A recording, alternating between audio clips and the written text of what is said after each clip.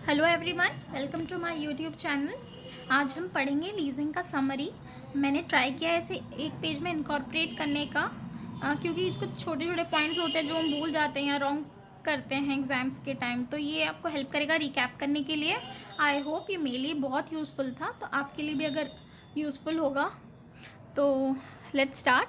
पहला है, जब हम पे करते हैं the beginning of the year, lease जब पेमेंट होता है बिगनिंग ऑफ द ईयर में, तो क्या है, तो डिस्काउंटिंग फैक्टर जितना रहेगा प्रेजेंट वैल्यू एनवीटी फैक्टर, अगर जितना है डिस्काउंटिंग फैक्टर जितने number of years plus one, तो यहाँ जो नंबर ऑफ ईयर्स होता है वो जितना लीज का अग्रीमेंट होगा। जैसे example, lease is paid for 3 years, मैं एग्जाम्पल ली हूँ, तो अगर पेमेंट 3 ईयर्स के लिए लीज हो रहा है तो यहाँ पर उससे 1 साल कम 2। अगर 5 ईयर्स होगा लीज पेमेंट तो उससे 1 साल कम या 4। जब भी बिगनिंग ऑफ द ईयर होता है हम 1 साल कम करके लिखते हैं। वहीं जब एंड ऑफ द ईयर में होता है जितना साल दिया हुआ है उतना ही, तो discounting factor for that number of years. In my example it is 3 years, तो यहाँ पर 3, बट जब बिगनिंग था तो इसलिए यहाँ पर हो गया 2।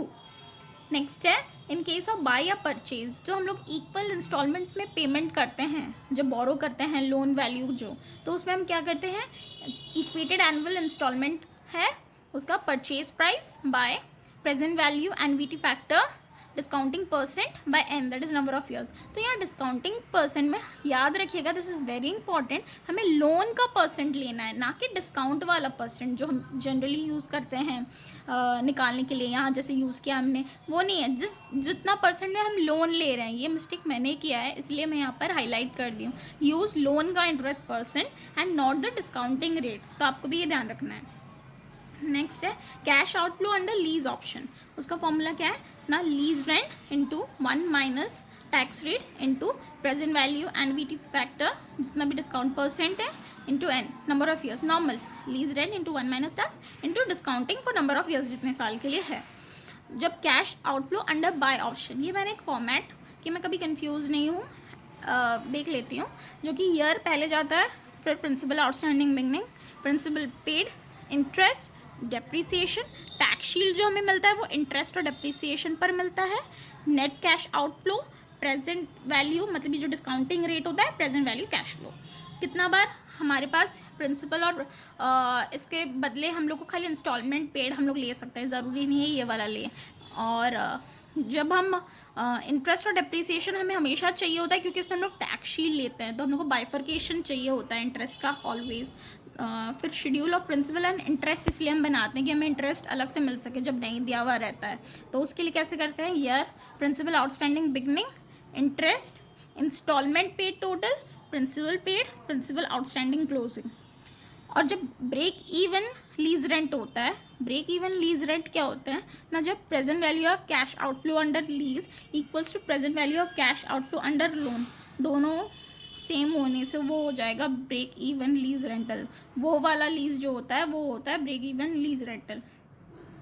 विद नेक्स्ट है, विथ इक्वेटेड एनुअल इंस्टॉलमेंट हमेशा schedule of principal and interest बनेगा ही, because installment amount includes both interest and principal. जो हम यहाँ पर देख रहे हैं कि हम लोग इंस्टॉलमेंट अमाउंट पे अगर दे देते हैं, बट हमेशा हमें अलग से बाइफर्केशन चाहिए इंटरेस्ट और प्रिंसिपल का, कि हम इक्वेटेड एनुअल इंस्टॉलमेंट इसलिए जब दिया रहता है तो हमें ये वाला चीज़ हमेशा बनाना ही पड़ेगा, schedule of principal and interest, क्योंकि फिर हम कैसे निकालेंगे इंटरेस्ट क्या अलग से, प्रिंसिपल क्या अलग से, और अगर हम ये नहीं निकाल पाएंगे तो हम टैक्स शील्ड कैसे ले पाएंगे। इसीलिए हमेशा हमें जब भी EAI होगा schedule of principal and interest बनेगा ही बनेगा, आप ऐसे याद रख सकते हैं लॉजिकली भी, या फिर आप ये ध्यान में रखिए EAI मतलब ही schedule of principal and interest बनना ही है।